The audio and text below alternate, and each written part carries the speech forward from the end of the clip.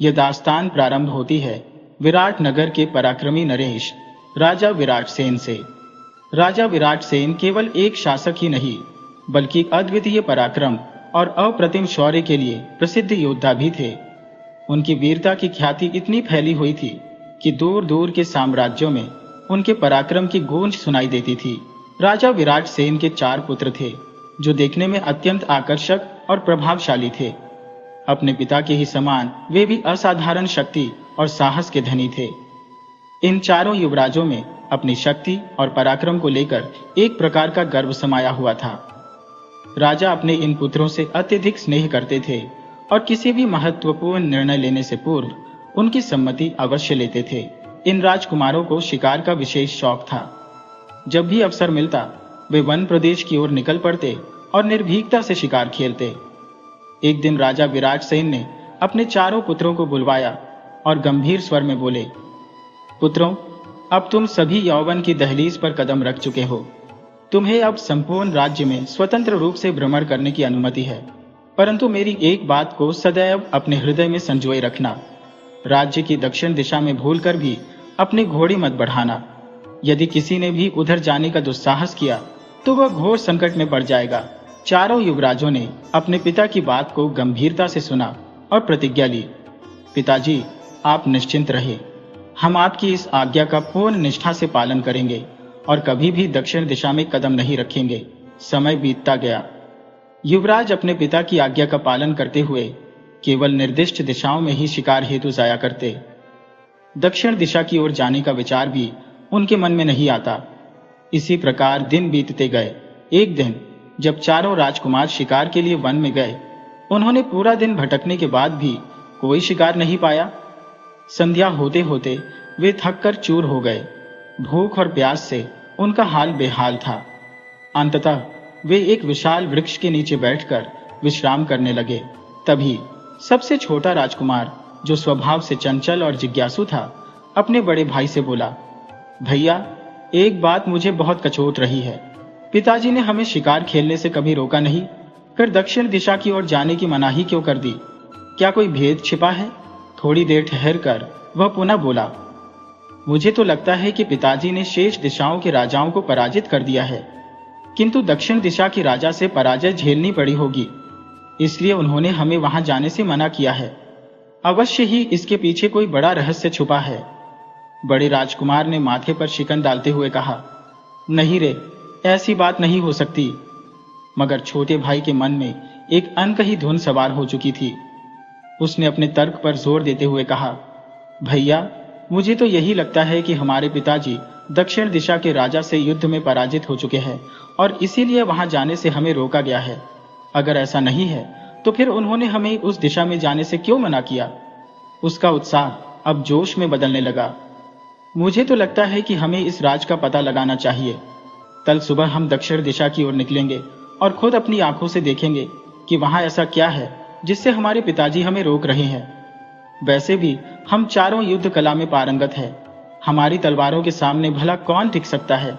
बल्कि जब यह बात राज्य में फैलेगी कि हमने वह भेद खोज निकाला, तो हमारी और भी जय जयकार होगी। छोटे राजकुमार की यह बातें सुनकर बड़े भाइयों के मन में भी शक का बीज अंकुरित होने लगा। कहीं सच में तो राजा विराट सेन ने दक्षिण दिशा के किसी शासक से हार नहीं मान ली? बड़े भाई ने ठहर कर सोचा और फिर बोला, ठीक है, कल हम सभी दक्षिण दिशा के जंगल में जाएंगे और इस रहस्य से पर्दा उठाएंगे। ये तय होते ही चारों राजकुमार महल लौट आए। रात का भोजन कर वे अपने अपने कक्षों में चले गए, मगर उनके मन में उत्सुकता और बेचैनी हिलोरे मार रही थी। सुबह की पहली किरण धरती पर गिरते ही चारों राजकुमार अपने अश्वों पर सवार होकर महल से निकल पड़े। चलते चलते उन्होंने राजा से कहा, पिताजी, आज हमारे कुछ मित्र भी हमारे साथ शिकार खेलने आ रहे हैं, इसीलिए हमें लौटने में थोड़ा विलंब हो सकता है। अगर हम देर से लौटें तो चिंता मत कीजिएगा। राजा विराट सेन ने हल्की मुस्कान के साथ उत्तर दिया, जैसी तुम्हारी इच्छा पुत्रों, मुझे तुम पर पूर्ण विश्वास है, मगर यह ध्यान रखना कि यथाशीघ्र लौट आओ। अपनी बातों को पीछे छोड़ते हुए चारों भाई शिकार के बहाने दक्षिण दिशा की ओर बढ़ने लगे। कुछ ही समय में वे अपने राज्य की सीमाओं को लांघ चुके थे। जैसे ही वे सीमा पार कर जंगल के भीतर पहुंचे, उन्होंने अपने घोड़े वहीं छोड़ दिए। अपने पहचान छुपाने के लिए उन्होंने अपने शाही वस्त्र उतार साधारण परिधान धारण कर लिए। अब वे आम नागरिकों के भेष में जंगल के भीतर प्रवेश कर रहे थे। पैदल चलते चलते वे जंगल की गहराइयों में प्रवेश कर चुके थे। वहां का सन्नाटा किसी अनजान रहस्य का संकेत दे रहा था। सूरज सिर के ठीक ऊपर पहुंच चुका था और तेज धूप में चलने से उनकी प्यास बढ़ती जा रही थी। चारों भाइयों ने एक विशाल पेड़ की छांव में बैठकर कुछ देर विश्राम करने का निश्चय किया, मगर प्यास ने उनकी बेचैनी को और बढ़ा दिया। जंगल में दूर दूर तक पानी का कोई स्रोत नजर नहीं आ रहा था। धीरे धीरे सूर्य अस्ताचल की ओर बढ़ने लगा और जंगल में अंधेरा गिरने लगा। तभी छोटे राजकुमार ने झटपट पेड़ पर चढ़कर दूर तक नजर दौड़ाई। अंधेरे में उसे एक झोपड़ी जैसी आकृति दिखाई दी। वहां बाहर आग जल रही थी, जो इस बात का संकेत थी कि वहां कोई बसा हुआ है। जोश से भरा वह पेड़ से नीचे उतरा और उल्लासित होकर बोला, भैया, अब चिंता की कोई बात नहीं, हमारी प्यास बुझने वाली है। बड़े भाई ने आश्चर्य से पूछा, क्या देखा तूने जो इतना प्रसन्न हो रहा है? छोटा भाई मुस्कुराकर बोला, भैया, जरा सोचिए, इस घने जंगल के बीच अगर कोई झोपड़ी बनी है और वहां आग जल रही है, तो निश्चय ही वहां पानी भी मिलेगा। हमें वहां चलना चाहिए। छोटे भाई की कही बातों से सभी के चेहरों पर खुशी छलक पड़ी। उन्होंने उसे प्यार से गले लगा लिया। अब वे चारों उस जगह जा पहुंचे जहां वह मिट्टी का बना घर था। घर के बाहर एक कुआं नजर आ रहा था। कुएं को देखते ही चारों भाइयों की आंखों में चमक आ गई। वे खुशी से उछल पड़े और बोले, अब तो जमकर पानी पिएंगे। जैसे ही उन्होंने कुएं के अंदर झांका तो देखा कि पानी तो भरा हुआ था, मगर बहुत नीचे था। कुएं के पास एक बाल्टी रखी हुई थी, मगर उसमें रस्सी नहीं थी। अब चारों भाइयों के माथे पर चिंता की लकीरें उभर आई। पानी तो मिल गया, मगर उसे निकाले बिना पीना नामुमकिन था। एक भाई बोला, अगर जल्दी कुछ नहीं किया तो प्यास के मारे हमारी हालत खराब हो जाएगी। तभी छोटे भाई ने सुझाया, घर में कोई तो होगा ही, जब कुएं है तो रस्सी भी होगी। मैं जाकर पूछता हूं। बड़े भाई ने सिर हिलाते हुए कहा, ठीक है, जल्दी जाओ और रस्सी ले आओ, हम यहीं रुकते हैं। छोटा भाई घर की ओर बढ़ा और दरवाजे के सामने खड़ा होकर जोर से पुकारा, कोई है? हमें कुएं से पानी निकालने के लिए रस्सी चाहिए, कृपया मदद करें। उसकी आवाज सुनते ही घर के अंदर से एक बेहद खूबसूरत लड़की बाहर निकली। राजकुमार ने हाथ जोड़कर कहा, सुंदरी, हम चारों भाई प्यास के मारे बेहाल हैं। मेरे बाकी भाई कुएं के पास बैठे हैं। कृपया हमें एक रस्सी दे दीजिए ताकि हम पानी निकाल कर पी सकें। लड़की की नजर जैसे ही छोटे राजकुमार पर पड़ी, उसका मन मोह लिया गया। वह मन ही मन सोचने लगी, आज तक मैंने सपनों में ही राजकुमार को देखा था और आज वह खुद मेरे दरवाजे पर आ खड़ा हुआ है। इतना सुंदर नौजवान मेरा पति बन जाए तो क्या बात होगी। वह लड़की दरवाजे पर खड़ी बस राजकुमार को एकटक निहारती रही। राजकुमार को थोड़ा अजीब लगा। उसने दोबारा कहा, आप क्या सोचने लगी? अगर आपके पास रस्सी है तो कृपया दे दीजिए। लड़की मानो ख्यालों की दुनिया से जागी और बोली, ठीक है, रुको, मैं अपनी बड़ी बहन से पूछकर आती हूँ। इतना कहकर वह घर के भीतर चली गई। अंदर जाकर उसने अपनी बहन से कहा, बहन, दरवाजे पर एक बहुत ही सुंदर नौजवान खड़ा है। देखने में किसी राजकुमार से कम नहीं लग रहा। वह रस्सी मांग रहा है, बेचारा प्यास से परेशान है। बड़ी बहन को भी उत्सुकता हुई। वह भी दरवाजे तक आ गई और राजकुमार को गौर से देखने लगी। राजकुमार ने फिर विनती की, देवी, अगर आपके पास रस्सी है तो कृपया हमें दे दीजिए ताकि हम अपने प्राण बचा सकें। लड़की मुस्कुराई और बोली, रस्सी तो मिल जाएगी, मगर एक शर्त है। अगर हमारी शर्त मान ली तो रस्सी ही नहीं बल्कि हम खुद तुम्हें पानी पिलाएंगे और ठहरने के लिए चारपाई भी देंगे। छोटे राजकुमार ने थोड़ी देर सोचा और कहा, ठीक है, पहले मैं अपने भाइयों से सलाह कर लूं, फिर जो वे कहेंगे वही करेंगे। छोटा भाई हांफता हुआ अपने भाइयों के पास पहुंचा और पूरी बात बता दी। बोला, भाइयों, पानी तो मिल सकता है, मगर उन लड़कियों ने एक शर्त रखी है। उन्होंने कहा है कि अगर हम उनकी बात मान ले तो न सिर्फ पानी मिलेगा बल्कि खाना भी खिलाएंगी और आराम करने के लिए बिस्तर भी देंगी। चारों राजकुमार इतने प्यासे थे कि उनके लिए सोचने समझने की ताकत ही नहीं बची थी। उन्हें सिर्फ पानी चाहिए था, कुछ भी करके। बड़े भाई ने बिना देर किए कहा, हमें पानी मिल जाए बस, चाहे कोई भी शर्त हो, हम मानने को तैयार है। छोटे भाई ने तीनों की रजामंदी देखी और तुरंत वापस जाकर दरवाजे पर खड़ी लड़की से कहा, हमारे बड़े भाई आपकी हर शर्त मानने को तैयार है। अब देर मत करो, हमें जल्दी से पानी पिला दो। वैसे बताओ तो सही, आखिर शर्त क्या है? इस पर सबसे बड़ी बहन मुस्कुराई और बोली, नौजवान, हम 4 बहनें हैं और बहुत सुंदर भी है, मगर अब तक कुंवारी है, क्योंकि हमें कोई ऐसा पुरुष नहीं मिला जो हमारे योग्य हो। मगर अब किस्मत से तुम चारों आ गए हो, जो न सिर्फ खूबसूरत हो बल्कि बलवान भी लगते हो। अगर तुम चारों हमारी शादी के लिए तैयार हो जाओ तो हम तुम्हें पानी भी पिलाएंगे, स्वादिष्ट भोजन भी कराएंगे और मुलायम बिस्तर भी देंगे। राजकुमार को यह सुनकर अजीब लगा। वो सोचने लगा, यह कैसी अजीब शर्त है, बिना माता पिता की आज्ञा के हम शादी कैसे कर सकते हैं? वह लौटकर भाइयों के पास आया और सारी बात बता दी। एक भाई बोला, अगर हमने इनसे विवाह कर लिया तो पिताजी बहुत नाराज होंगे। वह तो हमारी शादी बड़े बड़े राजघरानों की राजकुमारियों से करवाना चाहते हैं। बड़े भाई ने गंभीरता से कहा, भाइयों, शादी की बात तो बाद में देखी जाएगी, पहले हमें जिंदा रहना चाहिए। अगर हमें जल्दी पानी नहीं मिला तो हम यही प्यास से मर जाएंगे। अगर जिंदा रहेंगे तो पिताजी से भी बात कर सकते हैं और शादी का फैसला भी बाद में ले सकते हैं। वैसे भी हम राजकुमार हैं, एक नहीं कई शादियां कर सकते हैं, मुझे इसमें कोई दिक्कत नहीं लगती। अभी हमें पानी चाहिए, इसलिए पहले उनकी शर्त मान लो। बाकी भाइयों ने भी सहमति जताई। अब चारों राजकुमार उन लड़कियों के पास पहुंचे और बोले, हम तुम्हारी शर्त मानने को तैयार है, अब जल्दी से हमें पानी पिला दो।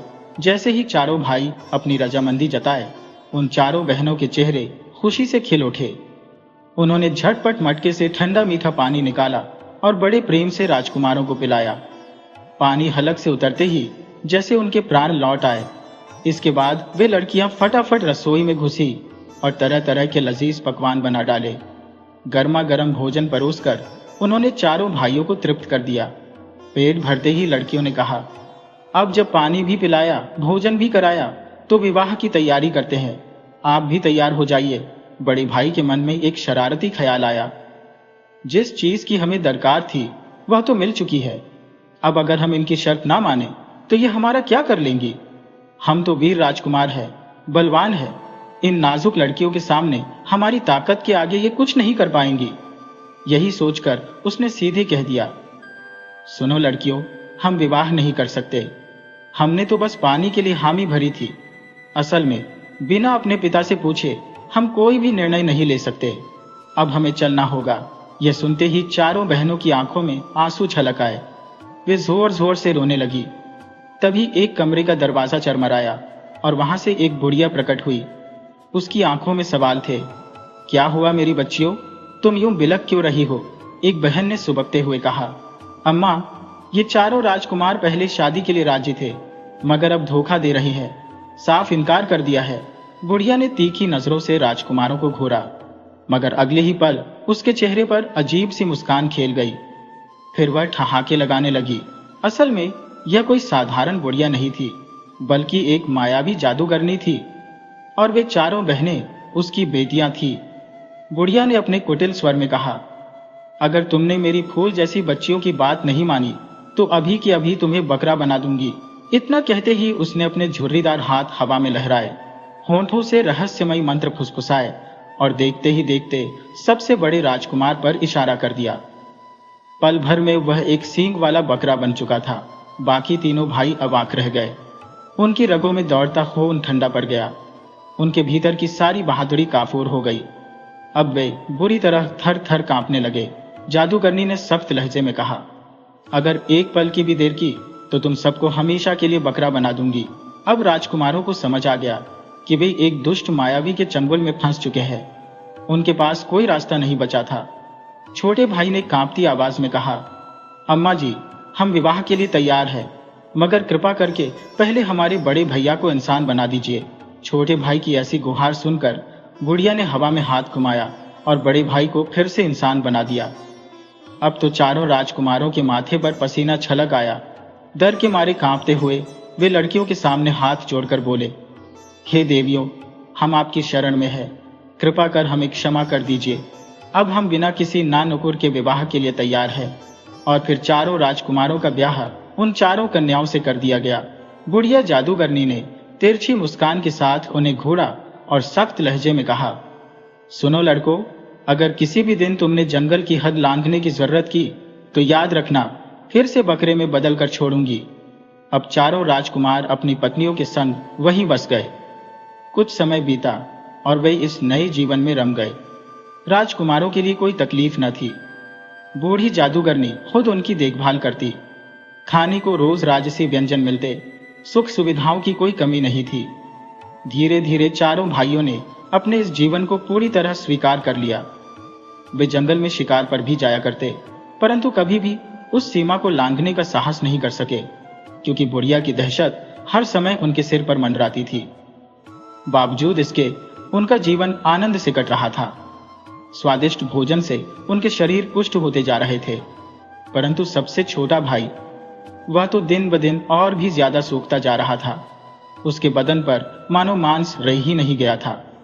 जब तीनों बड़े भाइयों ने देखा कि छोटा भाई बस हड्डियों का ढांचा बनता जा रहा है, तो आखिर बड़े भाई से रहा न गया। उसने चिंता से पूछा, भैया, ये तेरा हाल क्यों होता जा रहा है? कहीं तुझे कोई बीमारी तो नहीं लग गई? हमें तो यहाँ रोज अच्छा खाना मिलता है, फिर भी तो यूं सूखता ही जा रहा है। तुझे कोई परेशानी है क्या? छोटे भाई ने लंबी सांस ली और धीमे स्वर में कहा, भैया, मेरी पत्नी मुझसे स्नेह नहीं रखती। जब भी मैं उसके संग भोजन करने बैठता हूँ तो वह दूसरी ओर मुंह फेर कर रोने लगती है, और फिर जब मैं उसे यूं आंसू बहाते देखता हूँ तो मेरे गले से निवाला नहीं उतरता। मैं भूखा ही रह जाता हूँ। मैंने कई बार वजह पूछी, परंतु वह टाल मटोल कर देती है। कहती है कि बस यूं ही रोने की आदत है। अब मैं क्या करूं? बड़े भाई की भवें तन गई। उसने गहरी सोच में डूबते हुए कहा, निश्चित ही इस बात के पीछे कोई गंभीर वजह होगी। कोई बिना कारण ऐसे रोता नहीं। वह तुझसे कुछ छुपा रही है। तुझे उसे टटोल कर पूछना चाहिए कि आखिर माजरा क्या है। छोटे भाई ने सिर झुका लिया और दर्द भरी आवाज में कहा, भैया, मैंने 1000 बार पूछा, हर बार वह कोई बहाना बना देती है। और एक और बात, मुझे अपने घर की बहुत याद आती है। माँ और पिताजी की याद से मन और भी भारी हो जाता है। इसीलिए मैं दिन ब दिन कमजोर होता जा रहा हूँ। बड़े भाई ने माथे पर बल डालते हुए कहा, देख छोटे, आज जब तेरी पत्नी तुझे खाने के लिए परोसने बैठे तो उससे साफ साफ कह देना कि जब तक वह अपने रोने का असली कारण नहीं बताएगी तब तक तू खाना नहीं खाएगा। कह देना कि अगर बात छुपाई तो तू भूखा मर जाएगा। छोटे भाई ने घबराते हुए कहा, नहीं भैया, ऐसा मत कहो। मैं तो पहले ही इतना कमजोर हो गया हूँ कि अगर एक दिन भी भूखा रहा तो सच में जान से चला जाऊंगा। बड़े भाई ने हल्का सा मुस्कुराते हुए सिर हिलाया। अरे बुद्धू, तुझे सच में भूखा नहीं रहना, बस नाटक करना है। असल बात तो यह है कि हमें यह जानना है कि वह खाने के वक्त ही क्यों रोती है। अब छोटे भाई को बात समझ में आ चुकी थी। उस रात जब उसकी पत्नी खाना लेकर आई और उसने पहला कौर ही उठाया तो हमेशा की तरह वह दूसरी ओर मुंह फेर कर सुबकने लगी। छोटा भाई चुपचाप उसे देखता रहा, फिर धीमी मगर दृढ़ आवाज में बोला, प्रिय, आखिर यह क्या बात है? जब भी मैं खाना खाने बैठता हूँ तुम रोने लगती हो। आज मैं बिना जाने नहीं रहूंगा, मुझे सच बताओ। पत्नी ने झटपट आंसू पोंछते हुए कहा, राजकुमार, आप बस ऐसे ही सोच रहे हैं। ये तो मेरी आदत है, आप खाना खाइए। छोटा भाई जिद पर अड़ गया, नहीं, अगर तुमने आज इस रहस्य से पर्दा नहीं उठाया तो मैं एक भी निवाला नहीं खाऊंगा, चाहे मुझे भूखा ही मरना पड़े। पत्नी का चेहरा फक पड़ गया। वह कांपते हुए बोली, नहीं पतिदेव, ऐसा मत कहिए। अगर आपको कुछ हो गया तो मैं जीते जी मर जाऊंगी। मैं आपसे बेहद प्रेम करती हूँ। अगर आप नहीं मान रहे तो ठीक है, मैं आपको सब सच बता देती हूँ। अब पत्नी ने सिर झुकाकर धीरे धीरे कहना शुरू किया, राजकुमार, जैसा कि आपको पता है, मेरी माँ कोई साधारण स्त्री नहीं बल्कि एक शक्तिशाली जादूगरनी है। वह अपनी तंत्र विद्या के बल पर कुछ भी कर सकती है, लेकिन एक कड़वा सच यह भी है कि अपनी जादुई ताकत को बढ़ाने के लिए उसे इंसानों की बलि देनी पड़ती है। और अब की अमावस की रात वह आप चारों भाइयों में से एक की बलि देने वाली है। और फिर हर अमावस को एक एक करके आप चारों को समाप्त कर दिया जाएगा, क्योंकि अगर वह ऐसा नहीं करेगी तो उसकी तांत्रिक शक्तियां धीरे धीरे खत्म हो जाएंगी। छोटा भाई सन्न रह गया। पत्नी ने कांपती आवाज में आगे कहा, मेरी तीनों बहनें इस घिनौने काम में उसकी मदद करती है, लेकिन मैं यह सब होते नहीं देख सकती। मैं ऐसा कभी नहीं कर पाऊंगी, इसलिए मैं रोती हूँ। मैं दिन रात इसी चिंता में घुली जा रही हूँ कि जब मेरी माँ और बहनें अपना घिनौना खेल खेलेंगी तो फिर मेरा क्या होगा। मैं आपसे सच्चा प्रेम करती हूँ और मैं अपना पूरा जीवन आपके साथ बिताना चाहती हूँ, लेकिन मेरे ही घर वाले आपको मुझसे छीनने पर तुले हैं। छोटे भाई की आंखों में डर और गुस्सा उमड़ आया। तो इसका मतलब यह हुआ कि मेरी और मेरे भाइयों की जान खतरे में है? क्या उनकी और तुम्हारी मां से बचने का कोई उपाय नहीं है? पत्नी ने गहरी सांस ली और गंभीर स्वर में बोली, है, मैं आपको और आपके भाइयों को बचा सकती हूँ, लेकिन एक शर्त पर। छोटे भाई ने झट से पूछा, क्या शर्त? पत्नी की आंखों में बेबसी और उम्मीद दोनों चमक उठी। आप चारों भाइयों को मेरी शर्त माननी होगी। अगर आप सब तैयार हैं तो मैं आपको इस मौत के कुएं से निकाल सकती हूँ। छोटे भाई ने बिना समय गंवाए कहा, ठीक है प्रिय, मैं पहले अपने भाइयों से बात करता हूँ। अगर वे भी तैयार होंगे तो मैं तुम्हें जवाब दूंगा। छोटे राजकुमार ने जब अपने भाइयों संग जंगल में शिकार करने का बहाना बनाया तो मौका देखकर बोला, बड़े भैया, मेरी बात ध्यान से सुनिए। मेरी पत्नी के आंसू का राज अब मुझे पता चल गया है। वह इसलिए रोती है क्योंकि वह बूढ़ी जादूगरनी जो हमारी माँ बनी बैठी है, किसी भी वक्त हम चारों को बलि चढ़ा सकती है। वह अपने जादू को बढ़ाने के लिए यह सब करती है। बड़े भाई ने माथा सिकोड़ते हुए कहा, तो इसका मतलब हमारी जान सच में खतरे में है, पर कोई ना कोई रास्ता तो जरूर होगा इससे बचने का। तुमने अपनी पत्नी से पूछा कि इसका कोई हल है? छोटे राजकुमार ने सिर हिलाया। हाँ भैया, मैंने पूछ लिया। वह हमारी मदद कर सकती है, पर एक शर्त रखी है। बीच में मंजिले राजकुमार भड़क उठा, भाई, तू हर बार किसी न किसी शर्त के साथ आता है। तेरी पहली शर्त के कारण ही हम इस मुसीबत में फंसे हैं, और अब तू फिर से नई शर्त ले आया है। जाकर कह दे अपनी पत्नी से, हमें कोई शर्त मंजूर नहीं। बड़े भाई ने हाथ उठाकर उसे रोका। अरे, झगड़ने का समय नहीं है। अगर वह हमारी जान बचा सकती है तो हमें उसकी बात सुननी चाहिए। छोटे भाई, तुम जाकर अपनी पत्नी से कहो कि हम उसकी शर्त मानने को तैयार है। बस हमें यहां से सुरक्षित निकाल दे। छोटा राजकुमार घर लौटा और पत्नी से बोला, बड़े भैया मान गए हैं, अब बता क्या करना होगा? पत्नी ने उसकी आंखों में देखते हुए कहा, मेरी बस एक ही शर्त है। तुम सिर्फ अपनी नहीं बल्कि मेरे प्राणों की भी रक्षा करोगे। मैं ताउम्र तुम्हारे साथ रहना चाहती हूँ, तुम्हें छोड़कर नहीं जा सकती। राजकुमार ने गहरी सांस ली। अगर तुम हमारे लिए अपनी बहनों को धोखा दे रही हो तो तुम्हारे प्राणों की रक्षा हमारी पहली जिम्मेदारी होगी। पर पहले बताओ, हमें करना क्या है?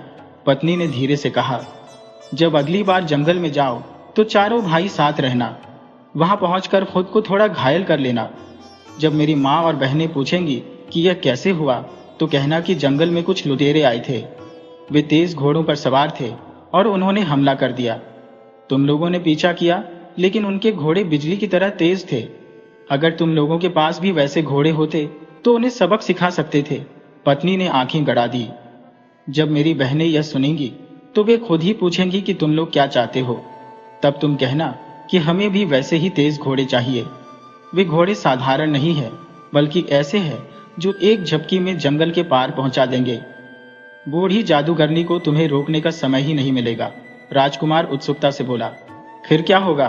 पत्नी मुस्कुराई, अगर तुम लोग एक बार इस जंगल से बाहर निकल गए तो माँ का जादू तुम पर असर नहीं करेगा। उसका मायाजाल सिर्फ इस जंगल तक सीमित है। बाहर निकलते ही उसकी शक्तियां बेअसर हो जाएंगी और वह तुम्हारा कुछ नहीं बिगाड़ पाएगी। यही तुम्हारे बचने का एकमात्र उपाय है। छोटे भाई को अपनी पत्नी की बात पूरी तरह समझ में आ गई और वह फौरन अपने बड़े भाइयों के पास पहुंचा। उसने बिना देर किए सारी योजना उनके सामने रख दी। अगले ही दिन चारों राजकुमार शिकार का बहाना बनाकर जंगल की ओर निकल पड़े। वहां पहुंचकर उन्होंने अपने शरीर पर हल्की फुल्की चोटें पहुंचाई ताकि घायल दिखे। इसके बाद वे सभी महल लौट आए। जब उनकी पत्नियों ने देखा कि उनके पति लहूलुहान और जख्मी है तो वे घबरा गईं। गहरी चिंता के साथ वे पूछने लगी, यह क्या हुआ? किसने हमारे पतियों की ऐसी हालत कर दी? चारों भाइयों ने अपनी ओर से बनाई हुई कहानी सुना दी। आज जंगल में अचानक कुछ लुटेरे आ धमके। वे तेज रफ्तार घोड़ों पर सवार थे। उन लुटेरों ने बिना किसी चेतावनी के हम पर हमला बोल दिया। हमने बचने की बहुत कोशिश की, लेकिन वे बेहद फुर्तीले थे। हमें घायल कर दिया और फिर अपने घोड़ों को दौड़ाते हुए आंखों से ओझल हो गए। अगर हमारे पास भी वैसे ही तेज भागने वाले घोड़े होते तो हम उनका पीछा करके उन्हें अच्छा सबक सिखा सकते थे, मगर हम तो पैदल थे, इसीलिए वे हमसे बच निकले। पत्नियों के चेहरों पर गुस्से के भाव उभर आए। उनमें से एक बोली, अगर ऐसा है तो हम अपनी माँ से कहकर उन लुटेरों को तुम्हारे कदमों में गिरवा सकती हैं। वे एक बार हमारे हाथ आ गए तो फिर देखना हम उन्हें कैसे सबक सिखाती हैं। पर राजकुमारों ने तुरंत इसका विरोध किया। नहीं नहीं, ऐसा करना सही नहीं रहेगा, उन्होंने कहा। तुम्हारी माँ एक स्त्री है। अगर वे हमारे दुश्मनों को सजा देंगी तो लोग हमारा उपहास उड़ाएंगे।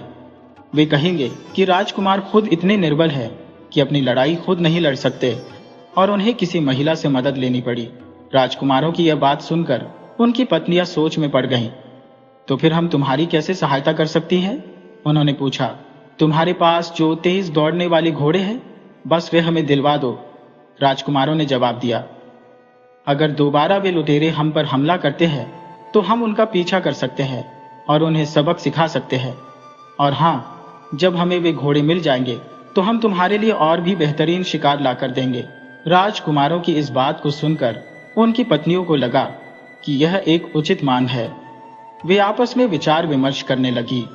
अंततः बड़ी बहन ने अपनी छोटी बहन से कहा, हमारे पास जो सबसे तेज दौड़ने वाले घोड़े हैं वे इनको दे दो, ताकि अगली बार ये खुद अपने दुश्मनों का मुकाबला कर सकें। सबसे छोटी बहन तुरंत राजकुमारों को अस्तबल में ले गई। वहां से उसने उन्हें वे घोड़े दे दिए जो साधारण घोड़ों से कई गुना तेज थे। अगले ही दिन जब चारों राजकुमार उन घोड़ों को लेकर दोबारा जंगल की ओर रवाना हुए तो सबसे छोटी बहन भी चुपके से उनकी निगरानी करने के लिए पीछे पीछे चल पड़ी। जैसे ही वे जंगल के भीतर पहुंचे, छोटे भाई ने अपनी पत्नी को घोड़े पर बैठाया और इशारा किया। अगले ही पल चारों भाइयों ने अपने अपने घोड़ों को पूरी ताकत से दौड़ा दिया। जैसा कि उनकी पत्नी ने बताया था, वे घोड़े सचमुच हवा से बातें करने वाले थे। वे बिजली की फुर्ती से दौड़ते हुए कुछ ही क्षणों में जंगल की सीमा से बाहर निकल गए। इस बीच बूढ़ी जादूगरनी को कुछ भी समझने या कोई मंत्र तंत्र करने का मौका तक नहीं मिला। चारों भाई पूरी तरह सुरक्षित थे और जादूगरनी की पहुंच से बाहर निकल चुके थे। जब वे अपने राज्य लौटे तो उनके माता पिता ने उन्हें देखकर राहत की सांस ली। छोटे भाई की पत्नी भी अब पूरी तरह सुरक्षित थी। इस तरह चारों राजकुमार न केवल उस खतरनाक जंगल से बल्कि जादूगरनी के चंगुल से भी हमेशा के लिए आजाद हो गए।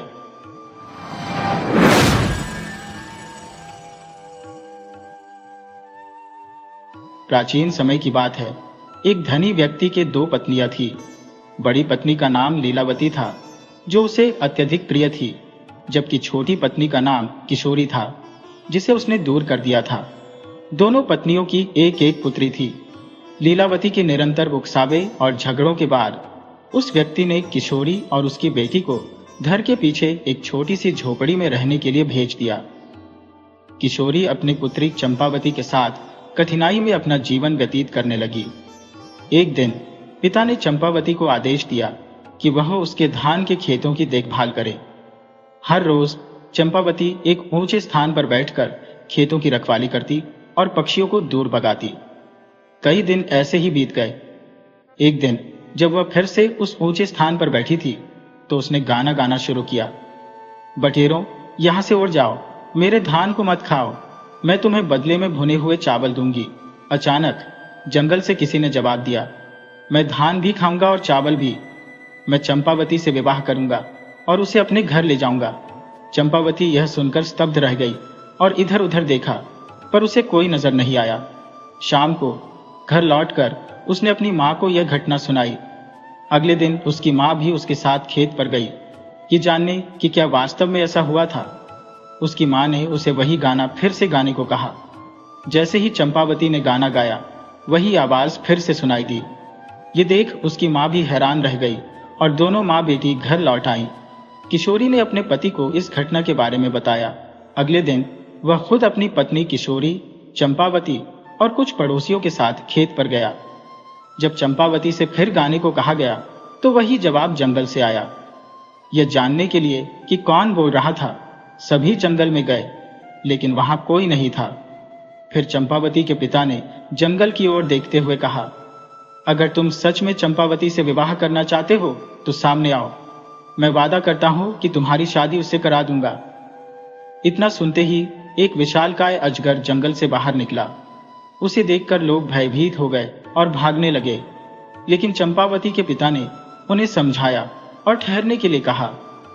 उन्होंने अजगर को अपने घर आने का निमंत्रण दिया। किशोरी और चंपावती जोर जोर से रोने लगी, परंतु लीलावती की सलाह पर चंपावती के पिता ने उसकी शादी अजगर से कर दी और उनके रहने के लिए एक नया घर बनवा दिया। लीलावती इस बात से प्रसन्न थी, ये सोचकर कि अब अजगर रात में चंपावती को निगल जाएगा। अजगर को चंपावती के साथ एक ही कक्ष में रखा गया, इस आशा से कि अब वह चंपावती को निगल जाएगा। चंपावती ने अंतर्मन से प्रार्थना की। जब सुबह उसकी मां चिंतित मन से कमरे में पहुंची तो उसने देखा कि चंपावती सोने के अलंकारों से सजी हुई थी, परंतु अजगर कहीं दृष्टिगोचर नहीं हुआ। मां ने बेटी को जगाया और स्वयं को आभूषणों में लिपटा देखकर चंपावती के चेहरे पर प्रसन्नता की लहर दौड़ गई। यह दृश्य देखकर उसके पिता और बड़ी पत्नी लीलावती वहां पहुंचे और चंपावती को इस प्रकार चमचमाते हुए देखकर वे स्तब्ध रह गए।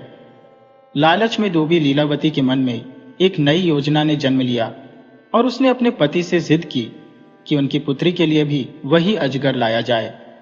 अतः वह कई आदमियों को लेकर जंगल की ओर चल पड़ा और जब उन्हें एक विशाल अजगर मिला तो उसे घर ले आया। लीलावती ने अपनी बेटी का भी उसी अजगर से विवाह कर दिया और चंपावती की भांति उसे भी उसके साथ सोने भेज दिया। रात भर लीलावती इस कल्पना में मग्न रही कि उसकी बेटी भी स्वर्ण आभूषणों से लदी होगी, किंतु रात का अंत भयावह था। अजगर ने उसकी बेटी को धीरे धीरे निगलना आरंभ कर दिया।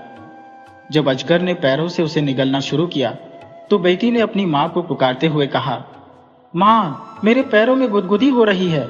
इस पर लीलावती प्रसन्न होकर बोली, मेरी बच्ची, तुम्हारा पति तुम्हें आभूषण पहना रहा है। अजगर जैसे जैसे ऊपर की ओर बढ़ा, बेटी ने फिर कहा, मां, मेरी कमर में भी गुदगुदी हो रही है।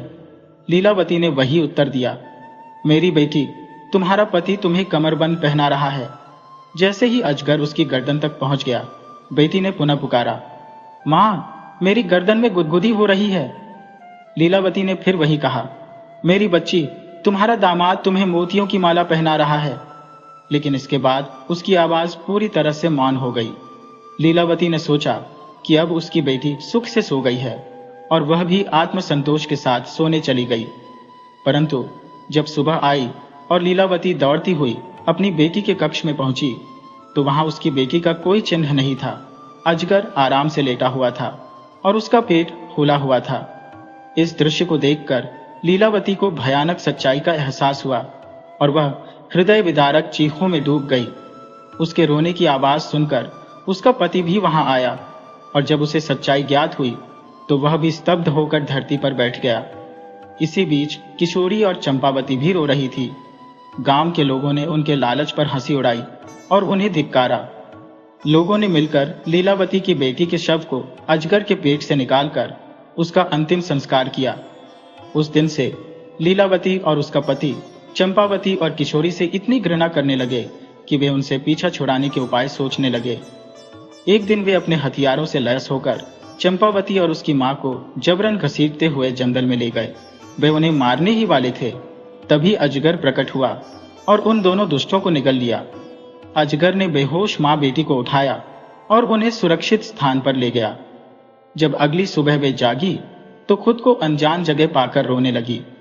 उन्हें भय सताने लगा, लेकिन अजगर ने उन्हें दिलासा देते हुए कहा, तुम्हें डरने की जरूरत नहीं है, मैं तुम्हें बचाने के लिए यहां लाया हूं। इसके बाद अजगर ने रात की सारी घटनाओं का विवरण दिया, जिसे सुनकर मां बेटी ने उसका आभार जताया। समय बीतता गया और तीनों खुशी से जंगल में रहने लगे। पर कुछ ही दिनों बाद किशोरी अचानक बीमार पड़ गई और उसकी मृत्यु हो गई। अब चंपावती अकेली रह गई। एक दिन जब अजगर बाहर गया हुआ था, तभी एक बूढ़ी स्त्री वहां आई।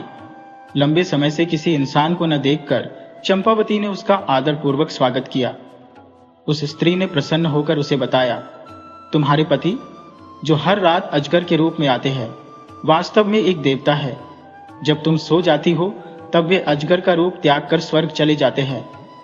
अगर तुम अपने पति को देवता के रूप में देखना चाहती हो तो सोने का नाटक करो। जब वे अजगर का चोला उतारें तो उसे आग में जला देना। चंपावती स्तब्ध रह गई, पर उसने वही किया जैसा बूढ़ी स्त्री ने बताया था। जैसे ही उसने अजगर का चोला जलाया, उसके पति को जलन का अनुभव हुआ और उसने उसे पंखा कर आराम दिलाया। सुबह होते ही उसने अपने पति को माला पहनाकर उसका स्वागत किया। चंपावती का हृदय प्रसन्नता से भर गया और वे सुखमय जीवन जीने लगे। कुछ महीनों बाद जब उसका पति बाहर था, वही बूढ़ी स्त्री फिर से आई। चंपावती ने स्वागत के बाद उसके आने का कारण पूछा। स्त्री ने बताया, मैं तुम्हारी भलाई के लिए आई हूं। कल जब तुम्हारा पति वापस आए तो उससे एक ही थाली में भोजन करने के लिए कहना। जब तुम दोनों एक साथ खाओगे तब उसकी मोहब्बत तुम पर इस कदर बढ़ेगी कि वह कभी भी तुमसे दूर नहीं होगा। बूढ़ी स्त्री की बात सुनकर चंपावती ने फिर से उसे सोना चांदी देकर विदा किया। अपनी चालाकी पर संतुष्ट होते हुए वह बूढ़ी स्त्री वहां से चली गई। अगले दिन चंपावती ने अपने पति के साथ एक ही थाली में भोजन करने का प्रस्ताव रखा। उसका पति उसे अजीब निगाहों से देखते हुए बोला, तुम्हारा यह व्यवहार आज कुछ असामान्य लग रहा है। मुझे तुम्हारे इरादों पर शक हो रहा है। खाना समाप्त करने के बाद चंपावती ने अपने पति से दुनिया दिखाने की मांग की। उसके पति ने गहरी सांस लेते हुए कहा, अगर मैं तुम्हें दुनिया दिखाऊंगा तो तुम मुझे कभी नहीं देख पाओगी। लेकिन चंपावती ने अपनी जिद नहीं छोड़ी। अंततः हारकर पति उसे नदी के किनारे ले गया और पूछा, क्या तुम मुझे भी छोड़ने के लिए तैयार हो, सिर्फ इसलिए कि दुनिया देख सको? चंपावती ने उत्तर दिया, मैं दोनों चाहती हूं, दुनिया भी और तुम भी। पति ने अपने होठों को फैलाकर उसे दुनिया की झलक दी और साथ ही एक सोने की अंगूठी उसे सौंपते हुए कहा, क्या तुम उस बूढ़ी स्त्री के कहने पर यह सब कर रही हो? वह मेरी माँ की नौकरानी है और मेरी माँ एक नरभक्षी है। उसने मेरे लिए किसी अन्य लड़की को चुना था, लेकिन मैंने तुम्हें चुना। वह चाहती है कि मैं तुम्हें छोड़ दूं ताकि वह तुम्हें खा सके। उस बूढ़ी स्त्री ने तुम्हें धोखा दिया है ताकि उसकी योजना सफल हो सके। पति ने अपनी बात जारी रखते हुए कहा, यह सोने की अंगूठी मैं तुम्हें दे रहा हूं, इसे अपने पास रखना। जब तक यह तुम्हारे पास रहेगी कोई भी बुरी शक्ति तुम्हें हानि नहीं पहुंचा सकेगी। लेकिन अगर यह अंगूठी खो गई तो तुम मुश्किलों में घिर जाओगी। इस अंगूठी के प्रभाव से तुम मुझे 6 वर्षों बाद मेरी मां के घर पाओगी। अब मुझे जाना होगा, ध्यान रखना और इस अंगूठी को सुरक्षित रखना। यह कहकर पति नदी में चला गया। चंपावती को अपनी गलती का एहसास हुआ और वह गहरे दुख में डूब गई। वह जंगल में घूमते हुए रोती रही और सीने से अंगूठी को लगाए 6 वर्षों के इंतजार में दिन गिनने लगी। उसके पति की मां ने कई बार उसे धोखा देने की कोशिश की, लेकिन अंगूठी ने उसकी हर चाल को नाकाम कर दिया। 6 साल बीत गए और एक दिन अचानक चंपावती की मुलाकात अपने पति से हो गई। दोनों फिर से एक साथ हो गए, लेकिन यह देखकर उसकी सास का गुस्सा भड़क उठा। जैसे ही चंपावती अपने पति से मिली, उसकी अंगूठी रहस्यमयी तरीके से गायब हो गई। परंतु चंपावती के साथ उसका बेटा होने के कारण सास उसे कोई नुकसान नहीं पहुंचा सकी। एक दिन सास ने एक पत्र लिखा, यह मेरी सबसे बड़ी दुश्मन है, इसे समाप्त कर दो, लेकिन इसके मांस का एक टुकड़ा मुझे भेज देना। उसने वह पत्र चंपावती को दिया और उसे एक राक्षस के पास भेज दिया। सास के आदेश का पालन करने के लिए बिना पति को बताए चंपावती राक्षस के पास पत्र देने चली गई। जब पति घर आया और चंपावती को न पाकर उसे कुछ संदेह हुआ, वह चंपावती के पीछे गया और उसके हाथ से पत्र छीन लिया। पत्र पढ़कर उसका क्रोध चरम पर पहुंच गया। गुस्से में वह अपनी मां के पास गया और उसे हमेशा के लिए अपने जीवन से निकाल दिया। इसके बाद चंपावती और उसका पति उस दानवों से भरे गांव को छोड़कर एक नए नगर में चले गए। वहां उन्होंने अपना जीवन फिर से बसाया और दोनों खुशी खुशी रहने लगे।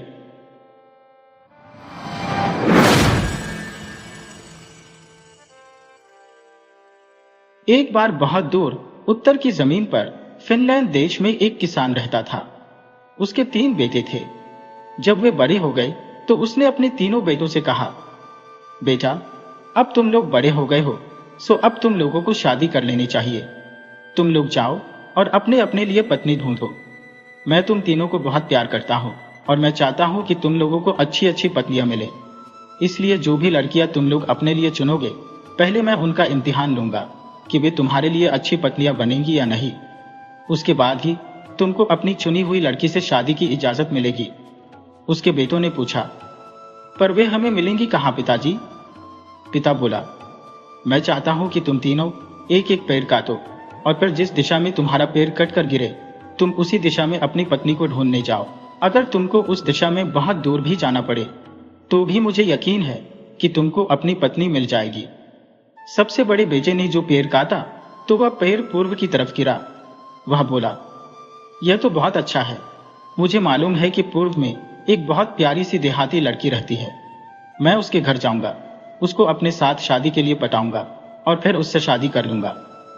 बीच वाले बेटे का काटा हुआ पेड़ पश्चिम की तरफ गिरा तो वह भी बोला, यह तो बहुत अच्छा है। मुझे मालूम है कि पश्चिम में भी एक बहुत प्यारी सी देहाती लड़की रहती है।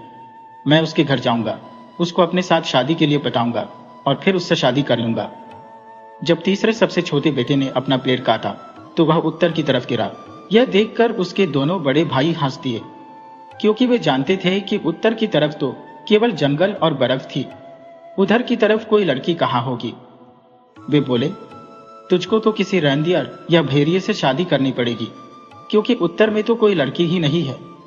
फिर भी सबसे छोटा बेटा, जिसका नाम माइकल था, अपने पिता की इच्छा के अनुसार अपनी पत्नी ढूंढने के लिए उत्तर की तरफ चल दिया। दोनों बड़े भाइयों ने अपने पिता का खेत छोड़ा और उस लड़की के पिता के लिए कुछ भेंटें ली जिससे वे शादी करना चाहते थे, और कुछ भेंट अपनी होने वाली पत्नियों के लिए ली ताकि वे उनको खुश कर सकें, और अपनी अपनी दिशाओं में चल दिए। माइकल भी जंगल में होता हुआ उत्तर की तरफ चल दिया। हालांकि वह जानता था कि उसको तो उधर कोई लड़की मिलने वाली थी नहीं जो उसकी पत्नी बन सके, फिर भी वह उस जंगल में बहुत दूर तक चलता ही चला गया। आगे जाकर वह एक झोपड़ी के पास आ पहुंचा। उस झोपड़ी को देखकर उसका दिल तेजी से धड़कने लगा। उसको लगा कि शायद वह उत्तर में अपनी पत्नी पा सके। उसने झोपड़ी का दरवाजा खटखटाया तो दरवाजा खुला। वह उसके अंदर घुसा तो उसने देखा कि झोपड़ी तो खाली थी। वहां तो बस एक छोटी सी चूहिया एक मेज पर बैठी थी। माइकल अपने आप से बोला, अरे, यहां तो कोई नहीं है। उस छोटी चूहिया ने कहा, मैं यहां हूं माइकल। वह वहां मेज पर बैठी अपने छोटे पंजों से अपनी मूछें संवार रही थी। पर तुम तो एक छोटी सी चूहिया हो। मुझे तो आशा थी कि मुझे यहाँ एक सुंदर सी लड़की मिलेगी जिसको मैं अपनी पत्नी बनाऊंगा। तब उसने उसको अपनी और अपने भाइयों की शादी के बारे में अपने पिता की इच्छा बताई।